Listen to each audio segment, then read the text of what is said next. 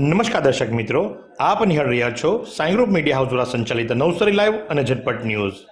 દિવસભરની ઘટનાઓથી અવગત કરાવતું એકમાત્ર બુલેટિનમાં જુઓ દેશ અને દુનિયાના આજના મહત્વના સમાચાર. નેશનલ હાઈવે નંબર 48ના વેસમાં ઓવરબ્રિજ ખાતેથી ડુંગળીની આડમાં વહન થતો ₹2.85 લાખનો દારૂ પકડાયો. નવસારી જિલ્લામાં દારૂની હેરફેર અને વેચાણની પ્રવૃત્તિને નાથવા જિલ્લા પોલીસની એલસીબીની ટીમ ખાનગી બાતમીદારો રોકી વર્કઆઉટ તપાસમાં અને પેટ્રોલિંગમાં હતી. તે દરમિયાન 12મી ડિસેમ્બરે આ ટીમના હેડ કોન્સ્ટેબલ નયનકુમાર અને હેડ કોન્સ્ટેબલ દિગ્વિજયસિંહને સંયુક્તપણે ખાનગી રાહે બાતમી મળી હતી કે એક બોલેરો પિકઅપ નંબર DD01V 9987માં દારૂનો જથ્થો સેલવાસથી નેશનલ હાઈવે નંબર 48 પર થઈ સુરત તરફ લઈ જવાય રહ્યો છે. આ બાતમીના આધારે એલસીબીની ટીમે નેશનલ હાઈવે નંબર 48ના વેસમાં ઓવરબ્રિજના દક્ષિણ છેડે નાકાબંધી કરી જાપ્તો ગોઠવ્યો હતો.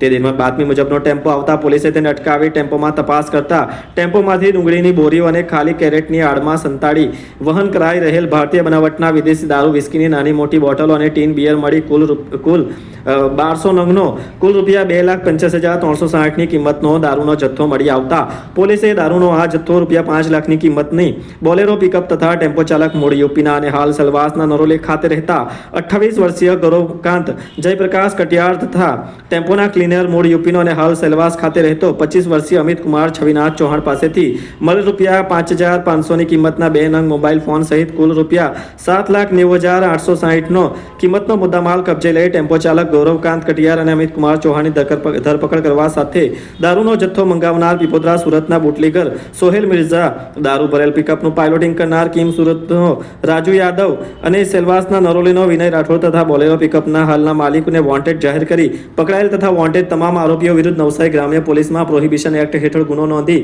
આગળની કાર્યવાહી હાથ ધરી છે. ઝારખંડના ટ્રક ચાલક દ્વારા ચીખલીમાં બાળકી સાથે દુષ્કર્મ. ચોકલેટની લાલચ આપી ટ્રકની કેબિનમાં લઈ જઈ દુષ્કૃત્ય આચર્યું. સ્થાનિકો જોઈ જતા પકડીને ઠમઠોર્યો. નવસારી જિલ્લાના ચીખલી નજીક નેશનલ હાઈવે નંબર 48ના સર્વિસ રોડ પર નાસ્તો કરવા ઉભા રહેલ ઝારખંડના લાતેહરના ટ્રક ચાલક વિનય સુરતસિંહે ગત ગુરુવારે વલસાડ સામાન ઉતારી પરત ફરતા સમયે ચીખલી નજીક સર્વિસ રોડ પર ચા નાસ્તો કરવા ઉભા રહ્યા બાદ ત્યાં નજીકમાં રમી રહેલ એક બાળકીને જોતા તેને ચોકલેટની લાલચ આપી બાળકીને પોતાની ટ્રકની કેબિનમાં લઈ જઈ તેની સાથે દુષ્કર્મ આચર્યું હતું. બાદમાં કોઈકે વિનયની બાળકી સાથે કઢંગી હાલતમાં જોઈ જતા તેના પરિવારને જાણ કરતા બાળકીના પરિવારજનોએ ટ્રક પાસે દોડી આવી બાળકીને ટ્રકમાંથી નીચે ઉતારી તેને પૂછતા બાળકીએ વિનયે તેની સાથે કરેલ કૃત્ય અંગે જણાવતા ઉશ્કેરાયેલા લોકોએ વિનયને પકડી તેને મારી ચીખલી પોલીસને જાણ કરતા પોલીસે સ્થળ પર પહોંચી દુષ્કર્મી વિનય સુરતસિંહની ધરપકડ કરી તેના વિરુદ્ધ પોક્સો એક્ટ હેઠળ તેમજ દુષ્કર્મ અંગેની કલમો હેઠળ ગુનો નોંધી આગળની કાર્યવાહી હાથ ધરી છે. જિલ્લા કક્ષાની બાળ પ્રતિભા શોધ સ્પર્ધામાં નવસારીની શ્રીમદ રાજચંદ્ર પ્રાથમિક વિદ્યાલયની જ્વલંત સિદ્ધિ. 5 સ્પર્ધામાં પ્રથમ ક્રમે. નવસારી જિલ્લા કક્ષાની બાળ પ્રતિભા શોધ સ્પર્ધાનું બિલીમોરાની BS પટેલ પ્રાથમિક વિદ્યાલય ખાતે આયોજન થયું હતું, જેમાં નવસારી કેળવણી મંડળ સંચાલિત શ્રીમદ રાજચંદ્ર પ્રાથમિક વિદ્યાલયના 48 બાળકોએ ભાગ લીધો હતો, જેમાં 5 સ્પર્ધામાં પ્રથમ ક્રમ, 7 સ્પર્ધામાં દ્વિતીય ક્રમ અને 4 સ્પર્ધામાં તૃતીય ક્રમ પ્રાપ્ત કરી શાળાને ગૌરવાન્વિત કરી છે. શું તમે શરીરના સાંધાના દુખાવાથી પીડાઈ રહ્યા છો કે પછી તમે કોઈ સ્પોર્ટ્સ ઇન્જરીથી પીડાઈ રહ્યા છો? લકવાની બીમારી બાદની પીડા સહન કરી રહ્યા છો? શું તમને સ્પાઇનલ પ્રોબ્લેમ છે? તો આ તમામ દુખાવાને હવે બાય કરી દો, કારણ કે માસ્ટર ડિગ્રી ધરાવતા ખૂબ જ અનુભવી ફિઝિયોથેરાપિસ્ટ ડૉક્ટર અમિત પટેલ પાસે તમે આ તમામ સમસ્યાઓનું સચોટ નિદાન કરાવી ફરીથી નોર્મલ જિંદગી જીવી શકો છો. તો સરનામું નોંધી લો. Comprehensive care centre, DD street, library પાસે, અનુરાગ સારીઝની લાઇનમાં, નવસારી. સિંગલ યુઝ પ્લાસ્ટિક મુક્ત નવસારી તરફનું અભિયાન. ક્લોથ બેગ વેન્ડિંગ મશીનનો શુભારંભ અને સખત ચેતવણી. નવસારી મહાનગરપાલિકા દ્વારા સ્વચ્છ સર્વેક્ષણ 2024-2025 અંતર્ગત શહેરને સિંગલ યુઝ પ્લાસ્ટિક મુક્ત બનાવવા માટે એક મહત્વપૂર્ણ પગલું ભરવામાં આવ્યું છે.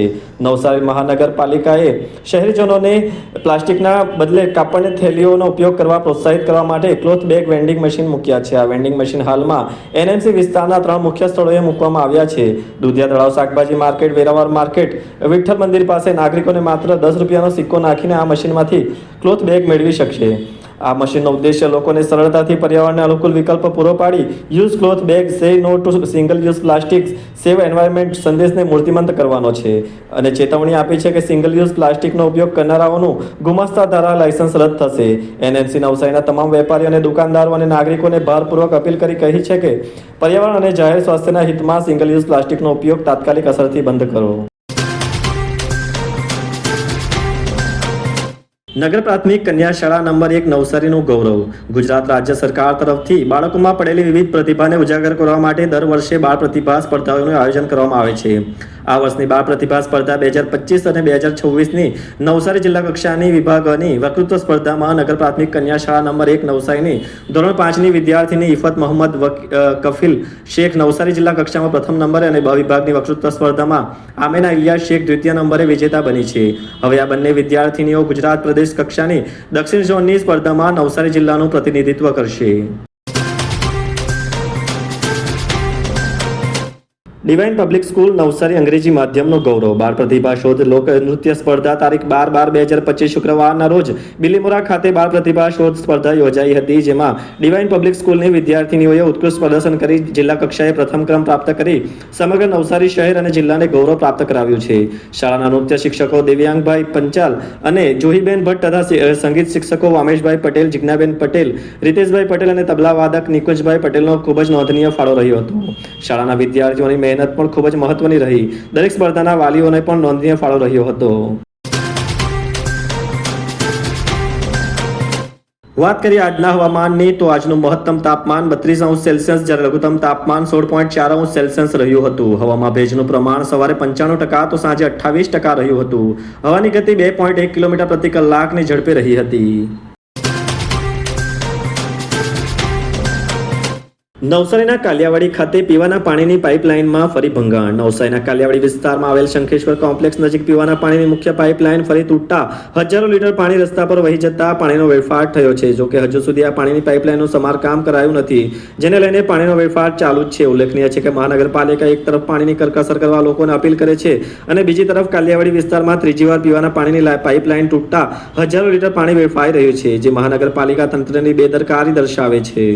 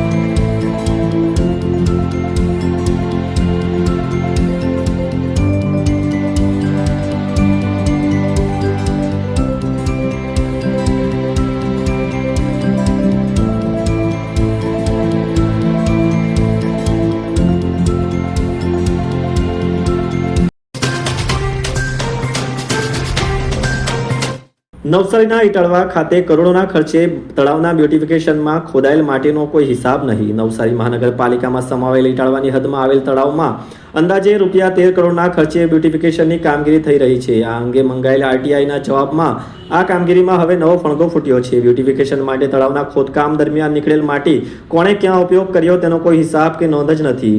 કોંગ્રેસી અગ્રણી અરાજન જોશી દ્વારા મહાનગરપાલિકા પાસેથી ઇટાળવાના તળાવ બ્યુટિફિકેશન અંગે માહિતી માંગતા તેમને માત્ર તળાવના બ્યુટિફિકેશન માટે કરનાર ખર્ચ અંગેનો જ અંદાજ અપાયો હતો. તળાવમાંથી નીકળેલ માટીનો કોણે અને ક્યાં ઉપયોગ કરાયો, તેમાંથી કેટલી આવક થઈ તે અંગે કોઈ જવાબ અપાયો ન હતો, જેને લઈને હવે આ મુદ્દે વિવાદ ઊભો થયો હતો.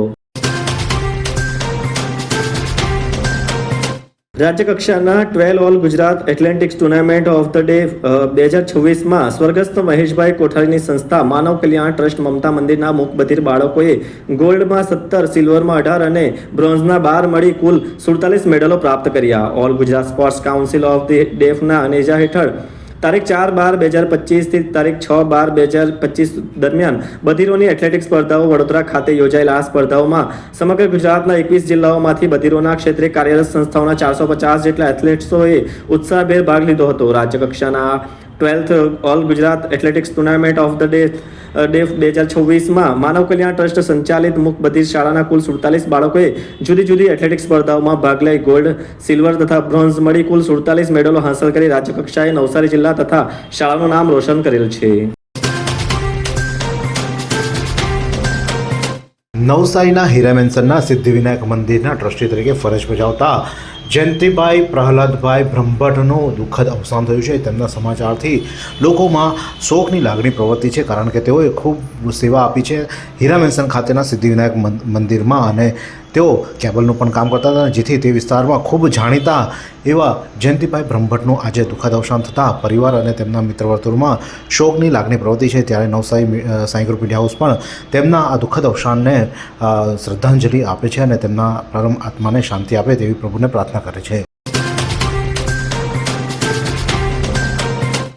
નવસારીના જૂના થાણા ખાતે એક આધેડે ગળે ફાંસો ખાઈ આત્મહત્યા કરી લીધી છે. જૂના થાણા ખાતે શનિદેવ મંદિરની સામે એક આવાસવાળા ઘરની બાજુમાં આવેલા એક જૂના મકાનની અંદર સાહુ ભરતભાઈ નામના ઈસમે ગળે ફાંસો ખાઈ આત્મહત્યા કરી લીધી છે.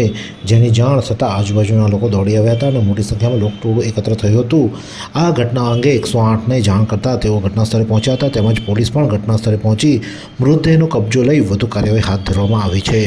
फालूदा मिक्स की इतनी सारी वैरायटीज रिफ्रेश के पास है. अगर आपको भी चाहिए रिफ्रेश के फालूदा मिक्स की इतनी सारी वैरायटीज, तो फिर सर्च करो, क्लिक करो, लाइफ को रिफ्रेश करो.